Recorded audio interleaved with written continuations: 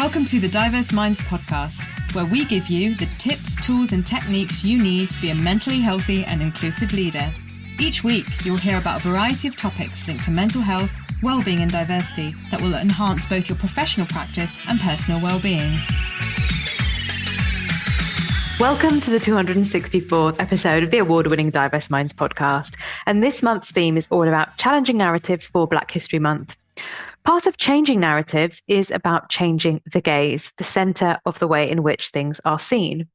Now, the white gaze is a term made famous or popular by the incredible writer Toni Morrison, who said that Black lives have no meaning and no depth without the white gaze, in the sense of what's made popular and how Black stories are heard and told. So the white gaze is a concept that describes how whiteness influences the way things are valued in society, particularly in the global north, and that includes the workplace. And it can manifest in a number of ways, including a default perspective, the assumption that the default person is white, so how one's writing, art, characters, plot choices, information will be judged by a predominantly white publishing industry, white readers, white influencers.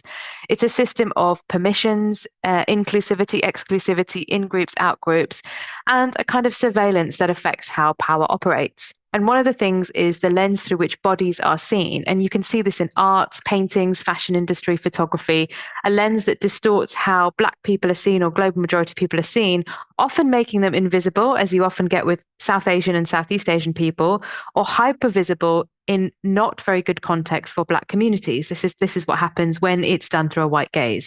And that's why I think films like, for example, Black Panther were so popular, because they weren't done through a white lens, they were done through a Black lens. A particular Black lens, of course, but a Black lens so that the characters were not caricatured, they were not humiliated and embarrassed in many ways that you see in white-dominated film industry. Academic research is another example where white men are primarily the research norm, especially for medical research, which is, unless there's a specific project, but we know the stats on, I didn't look them up here, but it's just kind of come into my mind. But women's health research in the UK is woefully underfunded versus medical research projects and that are seen as more mainstream. You know, if you look at Viagra versus any kind of medication or trials for endometriosis or gynecological challenges that women will face in health, long-term health conditions. But this is often why medication doses are way too high. So things like statins, for example, I think that the dosages are way too high, and many people in my community, they can't take them or they have very serious side effects because the dosages have not been tested on South Asian communities.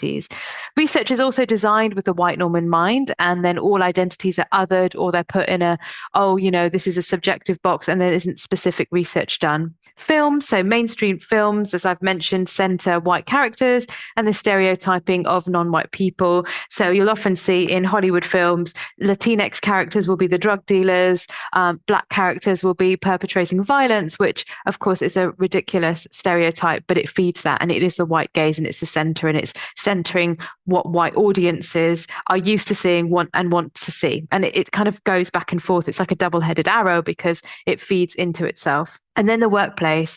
Well, we know that global majority women, but in particular Black women, experience the white gaze in their workplace, where their presence and ideas are ignored or overlooked.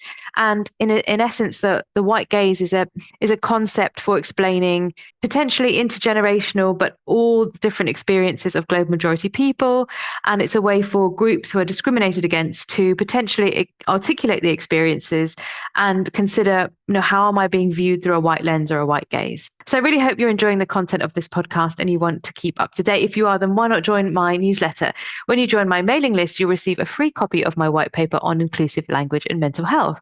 And that link is bit.ly/ILMHCK. So being encouraged to adhere to white-centered norms and standards is one of the ways that the white gaze operates to create a world and, indeed a workplace that is built on the principles that people talk about of equality, diversity, inclusion, or equity, diversity, and inclusion. You have to think about the ways in which the white lens, the white gaze shows up. So we've got white dominant norms, which are part of that. That's more the behavioral side. And the gaze is kind of the centering part. So some examples, hairstyles are seen as professional and appropriate and whose aren't. And I often think about, the fact that, I think I've mentioned this in a previous podcast episode, that Boris Johnson's hair is disgusting and it's a disgrace. Yet, there were kind of jokes about it. And yet Black women get told and Black men get told that their hair is not professional. Black young people in schools get told their cornrows are not allowed to come in with cornrows, when that's an incredibly historic and an incredibly cultural hairstyle linked to heritage.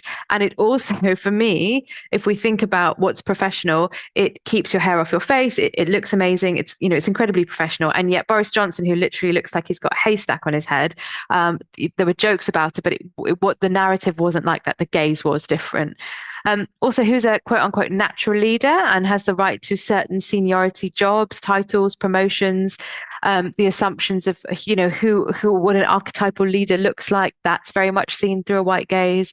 The way that global majority people have to self-censor and not really express their full self. So that could be, not bringing in certain foods into work or speaking in a particular way, which links to code switching, what's expected of us. All of these things around professionalism, what the white gaze is, and body shape and style, and comments on body size as well, that can link to this white dominant gaze. And I think body shapes and commenting on women's weight, of course it links into patriarchy, and there's a lot around that. But I think particularly if we think about centering the white gaze and, again, who's an attractive woman at work and what they should be wearing, which again, all of this stuff links into itself in terms of patriarchy. But then I think it forces many of us to self-censor. So next week, we're going to be talking more about how do you then shift the white gaze or the dominant gaze, and what are the things that you can do in the workplace. But remember that the gaze, as with narrative, has power. Things that we take for granted or as intrinsic or implicit and normal are not. They are just the status quo of doing things. That doesn't mean they're neutral. It's really important to understand where the white gaze will turn up and what it means. And also remember that the white gaze also means that people are often forced to anglicize names, and that's really difficult, and making space for white fragility and discomfort as global majority communities. So as I said, next week we'll talk more about how to address the white gaze and decenter it. And if this is a subject you'd like to know more about, I run workshops, training sessions, and keynotes for organizations all about creating positive, equal, and happy workplaces. So please get in touch with me to find out more about how I could help you at Leyla, Leyla, at diverseminds.co.uk. And I really hope you've enjoyed today's show. And of course, we've got shows that go for the last 5 years, as this is episode 264. And as mentioned in the birthday episode of 260, the podcast is now fortnightly. But if you enjoyed it, why not write me a review on Apple or Spotify or wherever you listen to your podcast from. I also love to hear from listeners, so please don't forget the link on SpeakPipe. It's bit.ly/SPKPDMP. And don't forget about my TEDx talk, where I talk about my experience of navigating workplace politics, the connection between culture, race, and mental health. And it's something you can watch in your break, as it's just 12 minutes long. And the link, of course, is in the show notes, but I'll also give it to you here. It is bit.ly/TEDx Wolves, WOLVESLO. And I really hope you enjoy it, because it was a labor of love. And if you enjoyed it, please leave me a positive comment on YouTube, share and like. And also don't forget to connect with me on LinkedIn and Facebook. And the resources for today's episode are a Forbes article about understanding the white gaze and how it impacts your workplace, and a research paper all about white gaze and how it impacts Black women in the US in the workplace. So I really hope you'll join me in a fortnight's time, where I'll be talking more about how to decenter the white gaze. Until then, everyone, take care, and I really hope you're having a great Black History Month. Bye for now. Thanks for listening to the Diverse Minds podcast. Don't forget to subscribe on Apple Podcasts, Spotify, or wherever you access your podcasts from. You can also connect with me on Facebook, Twitter, and LinkedIn. Tune into next week's episode of the podcast, where I'll bring you more insights on mental health and inclusion. Bye for now.